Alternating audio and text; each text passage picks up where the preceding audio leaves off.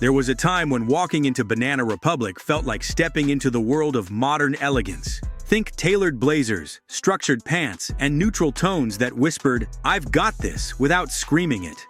Banana Republic wasn't flashy, but that was its magic. It nailed the minimalist vibe before quiet luxury became a hashtag. For working professionals, it was the ultimate go-to. It didn't just sell clothes, it sold a lifestyle. But fast forward to the 2020s and the brand suddenly started feeling lost, confused even. It seemed like Banana Republic was trying to find itself again and failing publicly while doing it. In this video, we're digging into how this one-time fashion darling stumbled into an identity crisis, what went wrong at the top, and if there's any chance of a comeback. Spoiler, the reboot is looking interesting. The video is going to be very interesting, so make sure you stick till the end. Now, let's get started. Once a minimalist masterpiece, always trusted. Back in its prime, Banana Republic was the darling of office dressing.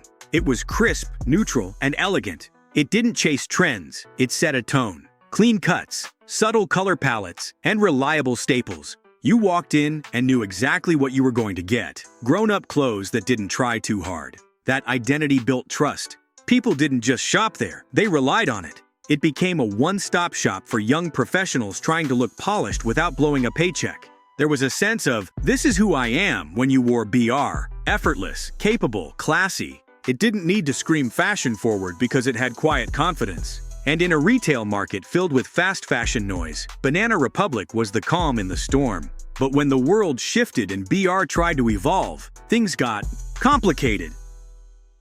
The strange pivot to home goods and lifestyle. Okay, let's talk about the curveball. Banana Republic Home.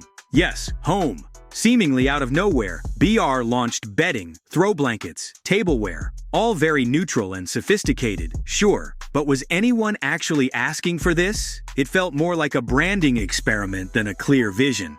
Retail analysts raised their eyebrows and loyal shoppers scratched their heads. Was this the new Banana Republic? A homeware brand? It was as if BR got caught up in the lifestyle brand gold rush that took out so many mid-tier retailers.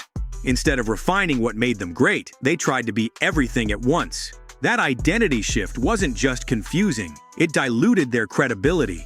Leadership shakeups and vision overload. One of the biggest culprits behind Banana Republic's crisis? The carousel of changing leadership.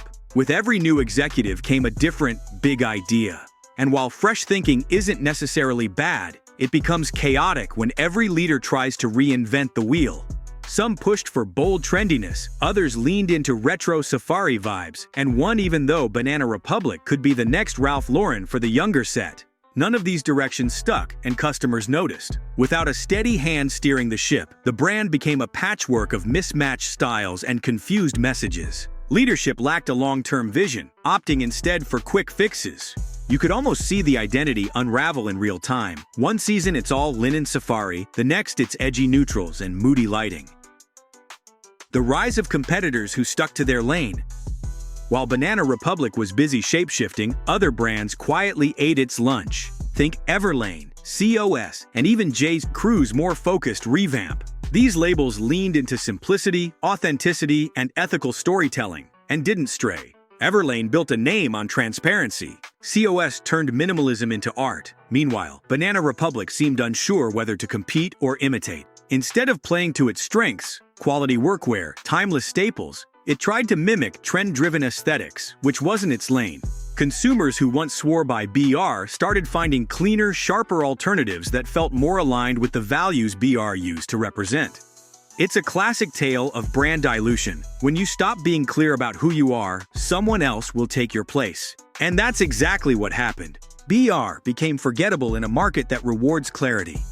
The safari fantasy, a throwback that didn't land. Let's talk about the whole wilderness chic phase. Remember when Banana Republic went full Indiana Jones, trying to bring back its 1980s safari roots? On paper, it sounded cool, a nostalgic nod to their catalog days. But in execution, it felt forced. Instead of evoking adventure, it felt more like a costumed concept than a functional wardrobe revival. Linen jumpsuits, leather belts, dramatic campaign shoots with wild horses. It was aesthetic overload with no connection to modern customer needs. Sure, it might have looked good on Instagram, but it didn't translate into wearable fashion for the average consumer. The Safari reboot was more style than substance, and it didn't help clarify BR's modern identity. The pandemic era, a perfect storm for confusion. The COVID-19 pandemic changed everything for clothing retailers, but for Banana Republic, it turned an identity crisis into full-on chaos. With offices shut down, people stopped buying workwear overnight. For a brand built around that niche, the impact was brutal. Instead of pivoting smartly, Banana Republic spiraled further, offering lounge sets one season, luxe cashmere another, then dipping toes into resort wear. There was no clear path forward.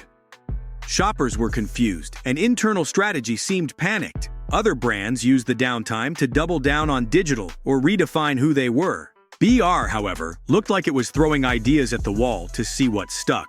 Their already fragile identity fractured more. The pandemic exposed how out of sync the brand was with modern lifestyles and how deeply it had failed to adapt with purpose. The reboot attempt. Can fashion bring it back? Now here's where it gets interesting. In the past year or two, Banana Republic has started looking better. Their recent reboot is much more fashion-focused. Sleek silhouettes, sophisticated tailoring, bold editorial photo shoots. It feels like they're finally reclaiming some of that old magic. They've also tapped into the quiet luxury trend at just the right moment. But here's the catch. Is it too late? Rebrands are risky, especially when customer trust has eroded.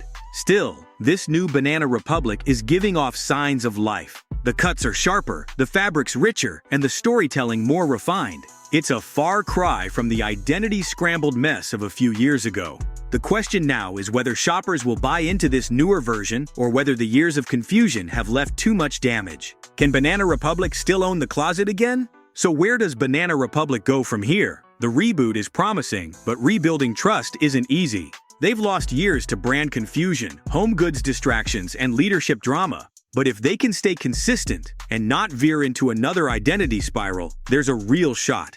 There's still a space for what Banana Republic used to be: smart, elevated, minimal workwear that doesn't cost a fortune. And in this age of capsule wardrobes and timeless basics, that space is more relevant than ever.